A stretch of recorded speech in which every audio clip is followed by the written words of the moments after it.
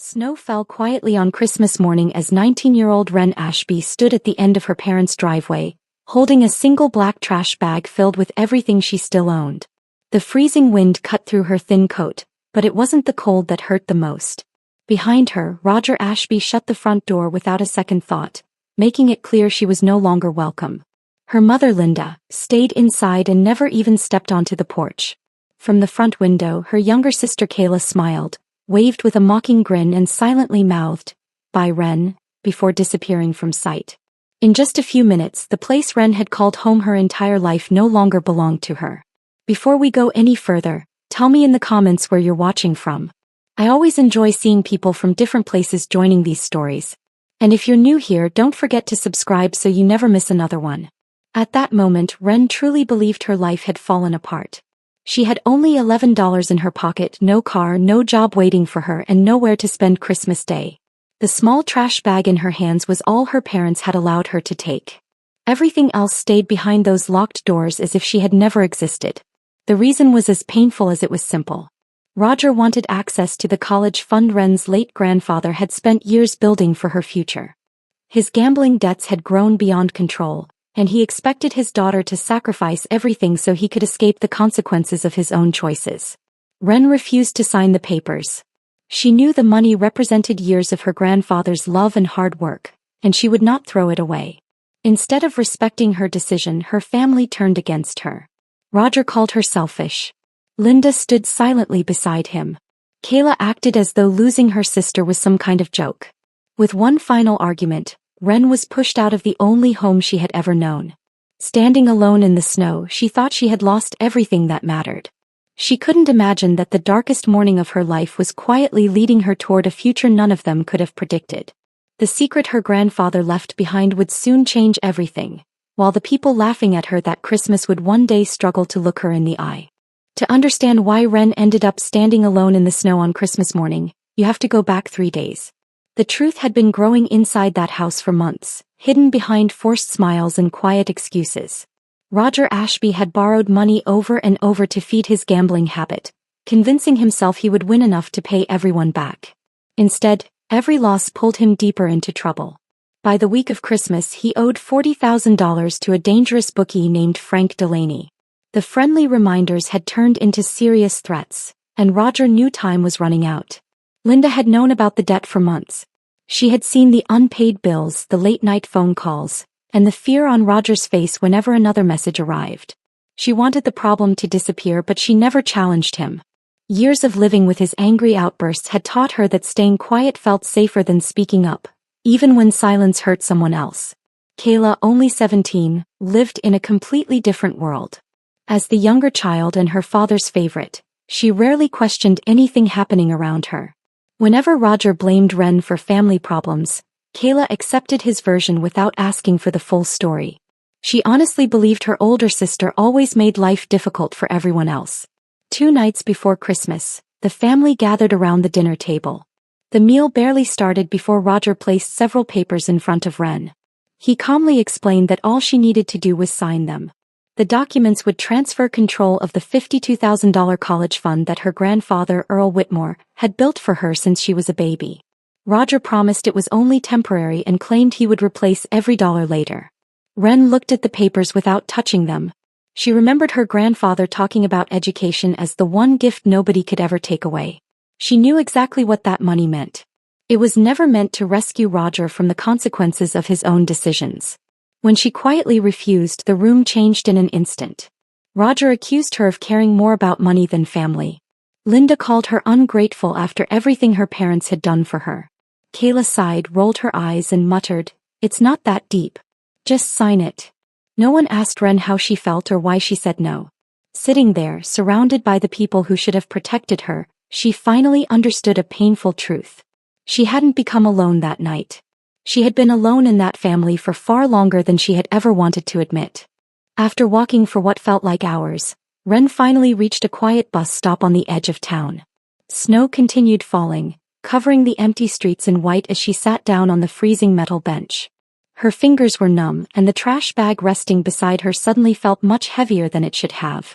She stared at passing cars, wondering where she would sleep that night. For the first time since leaving home, the reality of her situation settled in. She had nowhere to go and no one to call.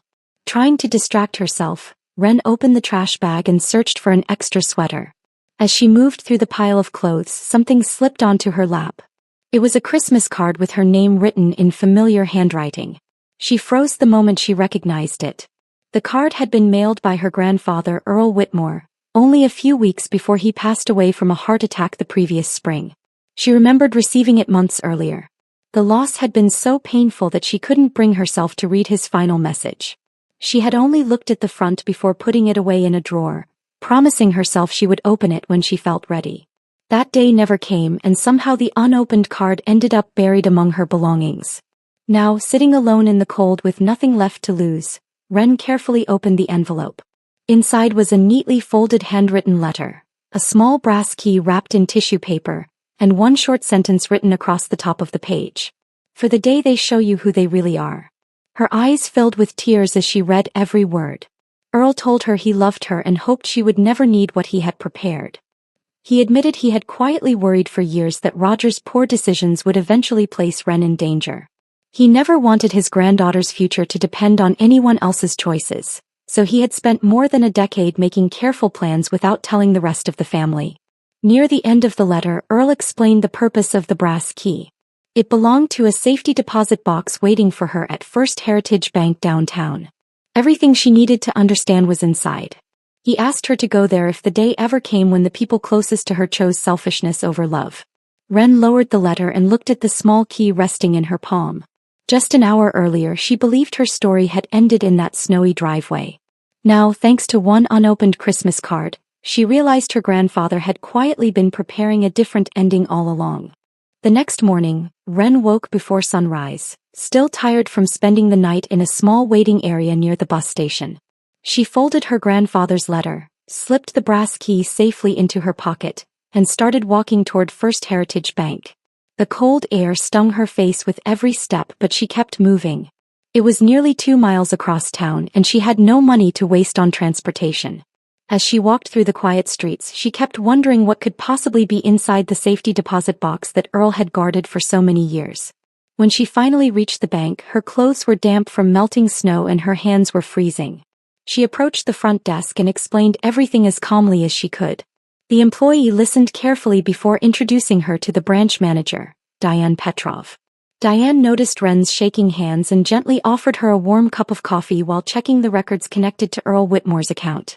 A few minutes later, Diane smiled kindly and confirmed what Ren never expected to hear. Ever since her 18th birthday, she had been listed as the only authorized beneficiary with full legal access to the safety deposit box. Everything inside belonged to her alone. Diane unlocked the vault and left Ren with the box in a private room. Taking a slow breath, Ren lifted the lid. Inside were several carefully organized folders, each labeled in Earl's neat handwriting. She found property deeds, an envelope containing stock certificates, and detailed financial statements for a trust fund her grandfather had quietly built throughout her entire childhood. Her heart raced as she read the numbers. The trust alone was worth $190,000. It was more money than she had ever imagined having. Tears filled her eyes, not because of the amount, but because she realized how deeply her grandfather had believed in her future. Beneath the documents rested another handwritten letter. Earl explained that he had kept everything secret because he never trusted Roger to leave it alone. He feared that if anyone learned about the trust, they would eventually pressure Ren into giving it away. He wanted her education, security, and independence protected no matter what happened inside the family. The final page contained the names of 3 people Earl trusted completely. Each person had agreed to help Ren if she ever needed guidance. One name immediately stood out. It belonged to Patricia Nguyen, an admissions advisor at Callaway State University. Earl wrote that if Ren ever decided to study law, Patricia would know exactly how to help her begin. For the first time since leaving home, Ren felt something stronger than fear. He felt hope. Ren never considered going back to her parents' house. After everything that had happened, she knew nothing had changed except her understanding of who they really were. She didn't call Roger, Linda, or Kayla, and no calls came from them either. The silence was painful, but it also gave her room to think. Using a small part of the money now available to her, she rented a simple motel room for 2 weeks. It wasn't fancy, but it was warm, safe, and quiet. For the first time since Christmas morning, she could lock a door behind her and know no one was going to throw her out. Every evening, she spread her grandfather's letters across the small table beside the window and read them again. Each sentence felt like a conversation she never got to finish with him. Earl hadn't only left her financial security. He had left her confidence at a time when she had almost forgotten how to believe in herself. His words reminded her that her future was still hers to shape. As she sat alone one afternoon, another memory returned from years earlier. When she was a little girl, she and Earl spent many Sunday afternoons watching courtroom programs together. While other kids wanted cartoons, Wren loved listening to lawyers explain complicated problems and watching judges make difficult decisions. Earl always smiled whenever she guessed what would happen next. He had a favorite saying that made her laugh every time. "You've got the mind for it, Rennie. You always ask the right questions." Back then she thought he was simply being a proud grandfather. Now those words sounded completely different. They felt less like encouragement and more like a path he had quietly hoped she would one day choose. The next morning, Wren looked at the list of trusted contacts Earl had placed inside the safety deposit box. Her eyes stopped on the name Patricia Nguyen, an admissions advisor at Callaway State University. Taking a deep breath, she picked up her phone and called. Patricia answered with a warm voice. The moment Wren mentioned Earl Whitmore, there was a long pause before Patricia softly said she had known him for years through his volunteer work at the university. She spoke about him with genuine respect and listened carefully as Wren explained everything that had happened over Christmas. Patricia never interrupted or judged her. Instead, she told Wren that Earl had often spoken proudly about his granddaughter and believed she had the ability to succeed in law. Before ending the conversation, Patricia encouraged Wren to submit an application to the university's pre-law program immediately. She promised to guide her through every step of the process and answer any questions along the way. That same week, Wren completed every form, gathered every document, and officially applied. For the first time in days, she wasn't thinking about the home she had lost. She was focused on the life she was beginning to build. Instead of letting her family's rejection define her future, she chose to honor the faith her grandfather had placed in her, taking the first real step toward becoming the woman he had always believed she could be. The months that followed were nothing like the dramatic moments that had changed Wren's life. There were no sudden miracles or easy victories. Instead, every day became another small step forward. After being accepted into Callaway State's pre-law program, she rented a modest apartment close to campus. The place was small with old furniture and plain walls, but to Wren it felt like freedom. Every bill was paid through her own careful planning, and every decision belonged to her. Although the trust Earl left behind gave her security, Wren refused to depend on it for everything. She wanted to build a future through her own effort, so she found a part-time job at a neighborhood coffee shop. The owner, Bev Castellano, believed in hard work and honest people. She expected everyone to arrive on time, treat customers with respect, and never make excuses. Wren appreciated that. Bev never asked uncomfortable questions about her past.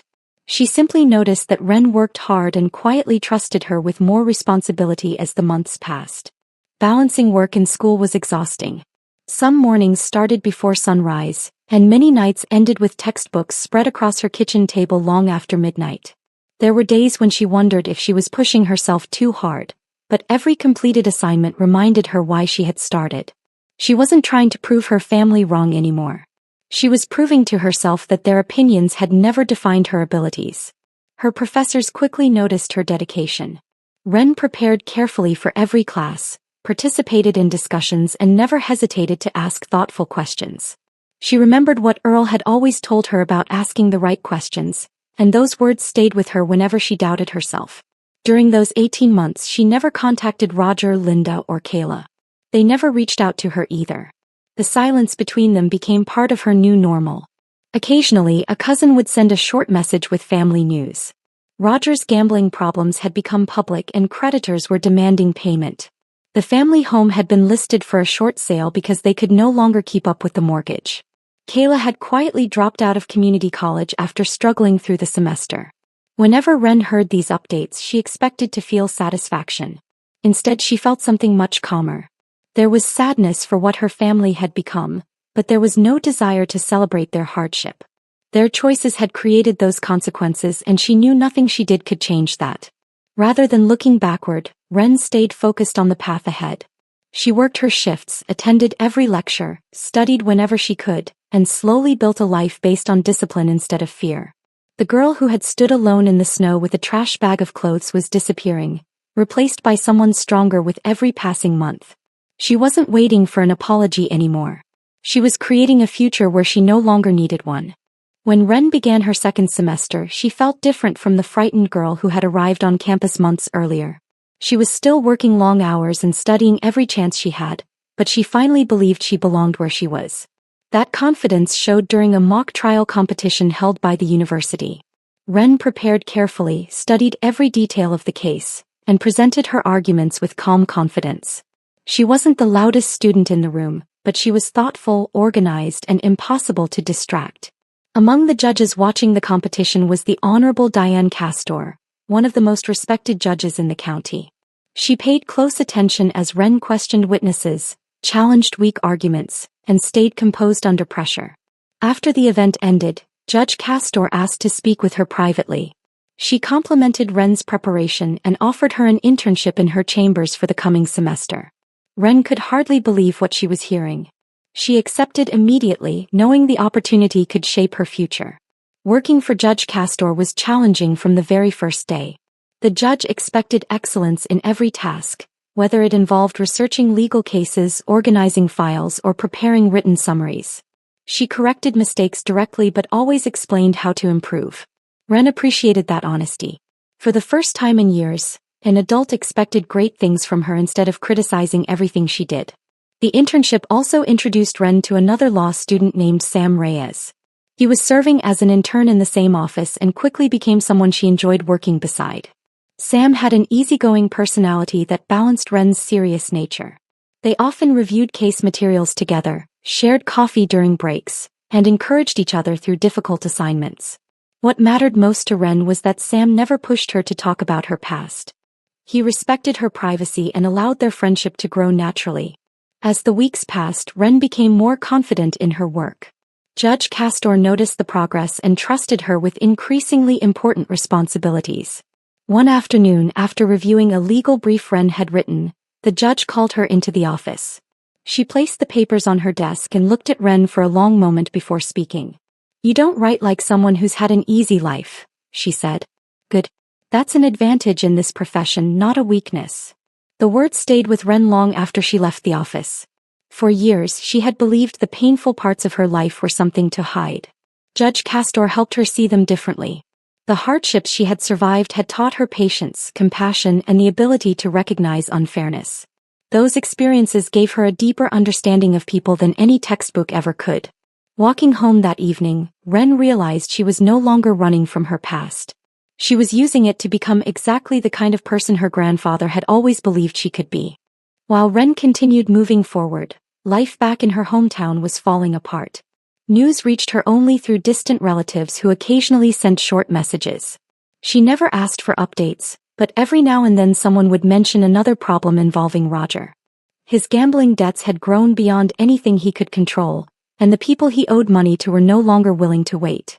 Frank Delaney's associates began showing up in places where Roger couldn't ignore them. Everything finally became public after an embarrassing incident at Roger's workplace. Several men confronted him in front of coworkers and customers, demanding payment he couldn't provide. The scene spread quickly through town, damaging his reputation and costing him the little respect he still had. By the end of that week, everyone knew the truth about the debts he had tried to hide for so long. Linda had spent years hoping things would somehow improve, but the public humiliation forced her to face reality. She realized that protecting Roger had only allowed the situation to grow worse. After months of fear and disappointment, she filed for legal separation. It wasn't a sudden decision.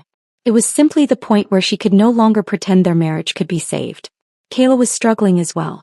At 18, she had discovered that life became much harder when people stopped solving problems for her. Without Ren around to quietly carry responsibilities, she found herself facing challenges she didn't know how to handle. Then one afternoon, Ren's phone rang with a number she almost didn't recognize. It was Kayla. For the first time in more than a year, the sisters spoke again. Ren listened quietly, wondering if this was finally the conversation she had imagined during lonely nights after leaving home. Maybe Kayla wanted to apologize. Maybe she wanted to admit what happened on Christmas had been wrong. Instead, after only a few minutes of awkward conversation, Kayla asked if Ren could lend her some money.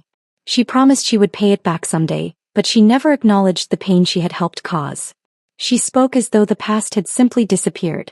Ren closed her eyes for a moment before answering. Her voice stayed calm. No, Kayla. I can't do that. There was a long silence before Kayla quietly ended the call. Ren placed her phone on the table and waited for the sadness she expected to feel. Surprisingly, it never came. Instead, she noticed a sense of peace settling over her. Saying no had not made her cruel. It had simply reminded her that protecting herself was no longer something she needed to apologize for. Later that evening, she shared the conversation with Sam as they walked home together. After listening quietly, he asked how she felt. Ren smiled gently and looked ahead. I used to think forgiving them meant going back, she said. I don't think that anymore. In that moment, she understood something important. She didn't need an apology to move on. She was already building a life that no longer depended on one. 18 months passed faster than Ren ever expected. The painful memories of that Christmas morning never completely disappeared, but they no longer controlled her life. Every class she completed, every shift she worked, and every lesson she learned under Judge Castor brought her one step closer to the future she had chosen for herself. By the time graduation arrived, she had earned the highest academic standing in her pre-law cohort. As she walked across the stage to receive her diploma, she thought briefly about her grandfather.